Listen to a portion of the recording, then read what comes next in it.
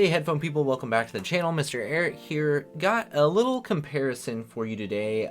Two little DAC amps, the Syba Sonic and the Schiit Fulla 4. Now, these are pretty competitive devices as far as what they do. They're both kind of centered around gamers, and they're USB DAC amps. Although, you know, they have a few different other features in there, but they both have 1/4-inch headphone ins, and they both have microphone ins, is probably kind of like the reason why somebody would look at these. So let's kind of give a quick rundown of the build of each of them, kind of the I/O of each of them, and then we'll talk about, you know, the sound and kind of the value of each of them in here. So let's start with the Fulla 4. It is a really nice, well-built device. You know, if you're familiar with Schiit stuff, this is the same kind of design language. You can see they've got the red-black color scheme here.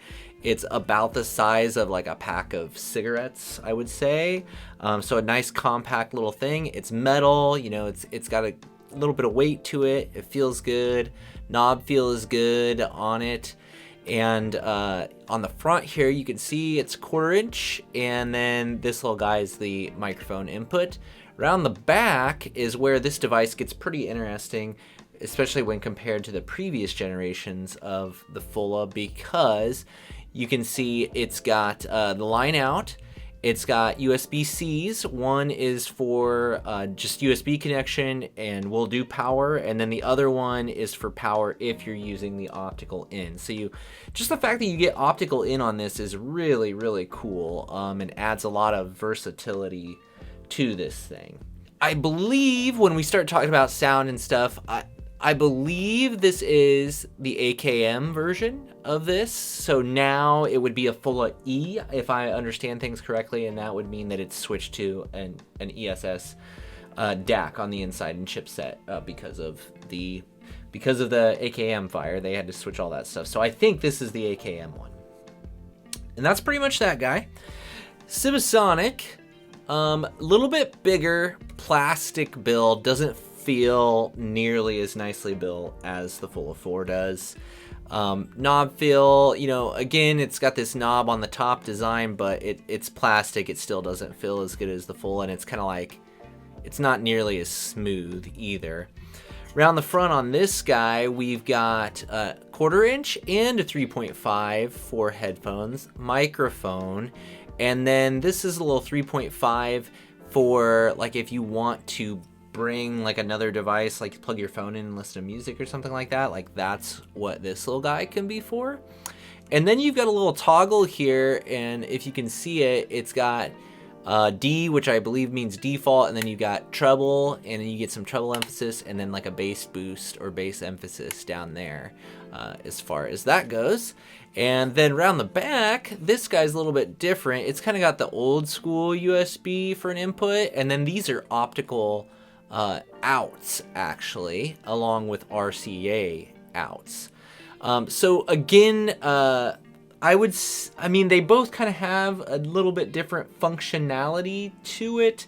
I prefer like the optical in, I think is a really nice option for the Fulla 4, because then you can use it with like a TV or something like that as well. And you know, but you've got optical out and full RCAs out on the Syba Sonic, which give it kind of another dimension too. So I suppose it's kind of all about what you need. I mean, it's kind of nice to have the little toggle that you can switch and do a little bit of kind of EQing if you're into that. I mean, I just thought it was best on the default setting though, so I didn't really mess with that a whole heck of a lot. As far as performance of these go, well, let me talk compatibility here for a quick second first, because I actually bought both of these to experiment with my PS5 to see what I could figure out for like an audio setup, because I'm currently running it just through my AV receiver, and I wanted to see if something like this with, you know, a set of headphones that I like would be better than the headphone out of my dead-end receiver. What I found was neither of these actually matched the quality of that, which kind of surprised me. And unfortunately, I thought actually the Syba Sonic played a little bit better with the PS5 than the Fulla 4 did. I got the Fulla 4 to work with the PS5, and it played audio and stuff, but it just didn't seem right, and the imaging seemed off to me, especially, you know, when I was using my HE560, and, you know, I was really used to that headphone and used to it out of my receiver, and I just, when I put it on the Fulla 4, I didn't get the same accuracy, and it was actually kind of a mess, to be perfectly honest with you. The Syba Sonic was better with the PS5 than the Fulla 4, but I still didn't think it was as good as my Denon receiver headphone out.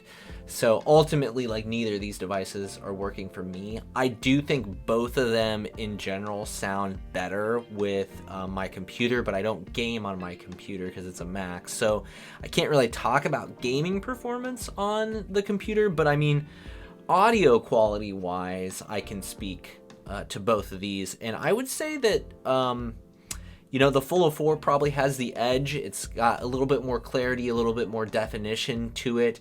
It's definitely not a wide sounding DAC amp, so I thought it was fairly intimate. And obviously, you got to curb your expectations here, right? You're talking about a $100 all-in-one unit.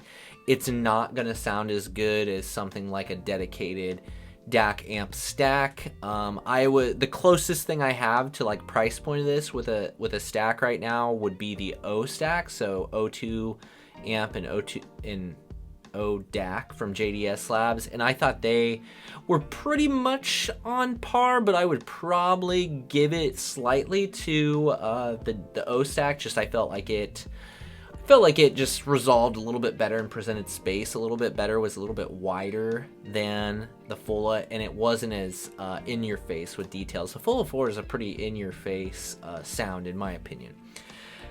The Syba Sonic, I would say, takes a step down further from the Fulla 4. You lose a little more definition. It's not quite as in your face, but it also doesn't have the same detail. The bass and everything just feels like a little bit sloppier on the Syba Sonic, but it's still not bad. It's totally listenable, especially if you're using like pretty easy to drive headphones. If you're using, I mean, these are not high power devices, so I think the Fulla 4 maybe is max 400 milliwatts at 16 or 32 ohms. I can't remember off the top of my head. Let me just double check that. So it's actually 300 milliwatts at 16 ohms, and then it goes down to 200 at 32 and 40 milliwatts at 300 ohms. So these aren't meant to drive high power headphones or anything like that. But the headphone that I was kind of using most with them was the 17-7X Go, which is a fairly easy to drive headphone, and I thought both of these did an okay job with driving this thing. But you know, I tried like the 880 600 ohms, and that's just a lost cause on these devices. I did listen to the 5XX on both of them, and I listened to the Aria Stealth Edition actually on both of them. And again, I thought they were okay, but you know, it's when I switch to something like the Singzer or the A90 or anything like that, like it's a pretty clear step up as far as resolution and spatial presentation and things like that, but as you would expect, you know. But I just wanted to say that just because they do a decent job, right? If I'm going strictly audio quality, I'm going to go with the Fulla 4. But again, the Fulla 4 is like $100, $110, and the Syba Sonic, I think you can buy on Amazon open box or used. I think I bought mine for like, I don't know, $25, $28, something like that. So if you need something just to get up and running and you don't have hard to drive headphones, you know, the Syba Sonic is worth a look, I think. As far as just getting your foot in the door and getting something, or like if your USB or your audio on your computer like isn't working or something like that, it's certainly a viable solution to tide you over until you can get something better. The other thing that I wanted to test out was the microphone input on both of them, because obviously that's kind of a driving feature of these, is that they both have the mic in, so I wanted to see how those sounded. And I'll go ahead and I'll plug in, I've got this little shotgun mic here. It's about a $25 microphone, but it's got pretty decent audio quality. And I'm choosing this one. I have some lavalier mics and stuff, but they just don't sound as good as this one, so I thought this would probably present the sound of these the best. And so what I'm going to do now is I'm going to just real quickly hook each of these up, and I'll just kind of hold the mic here, and I'll give you a quick little sample of what the audio of each of them sound like. The thing to note is the Fulla 4 doesn't really give you any options to control that volume, whereas the Syba Sonic, not on the device is there a way to do it, but at least my software on my Mac allowed me to alter the volume on that one, where the Fulla 4, like, it doesn't. It's just kind of the Fulla 4 just does it, is really what it comes down to. So anyway, let's hear those samples, and then we'll talk conclusions here. Okay, so I'm holding the shotgun mic, you know, it's about a foot from my face. It's right down here going in through the Fulla 4. When I did some samples and testing earlier, just kind of on my own and listened to it, I thought this sounded pretty darn good.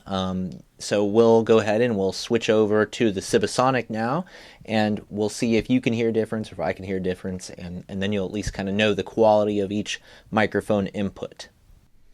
All right, so now kind of same setup, mic about a foot away here, and I'm just kind of holding it down below off screen. And, you know, this is a Syba Sonic. Again, when I listened to it, I thought it sounded pretty good. The gain, I wish I had a little bit more control over it because this is maxed on my computer. So, you know, you may have to play around and tweak it a little bit to get it where you want, but I think it's pretty usable audio. And this audio setup would be, you know, this Syba Sonic is like I said, like $30, and then this shotgun mic is about $25. So I feel like if you could boom this thing up in the appropriate location, I mean, I think that's a pretty decent audio solution. Of course, I still like my Malno USB mic, which I'll link below too as well, and that's what I filmed the rest of the review on. And that's kind of my reference microphone that I think is also great, and it's only about $25. So, yeah, conclusion time.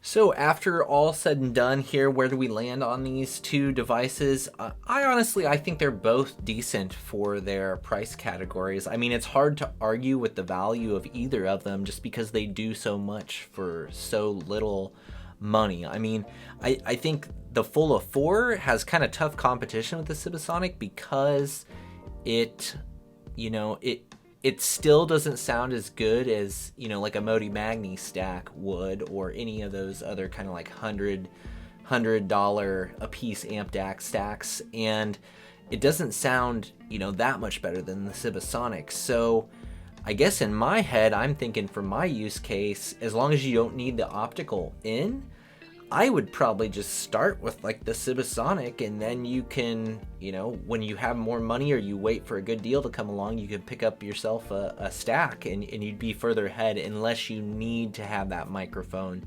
input on it. And in which case, you know, the Fulla 4 is still a great choice. It sounds good. It's got the mic in, it's got the optical in, so it's got a lot of functionality. I think either of these would be nice little devices as far as like a portable setup. You know, if you're going back and forth to the office or something, little DAC amp to use with your laptop or something like that, where you could use it at home and at work or something along those lines. I think both of these would fit that role reasonably well. And yeah, so I don't know, I like them both for what they do. I think they're good. I actually already sold the Fulla though. Fulla though. That's why I wanted to go ahead and get this review done. Just because it is $100 and I just don't need it really. The Syba Sonic I might end up just keeping around, just in case I need like a little quick amp DAC to do something with here or there. So yeah, both of them decent, and I think that's where we'll leave it. So if you enjoyed this, if you thought it was useful, consider doing a like and subscribe to the channel.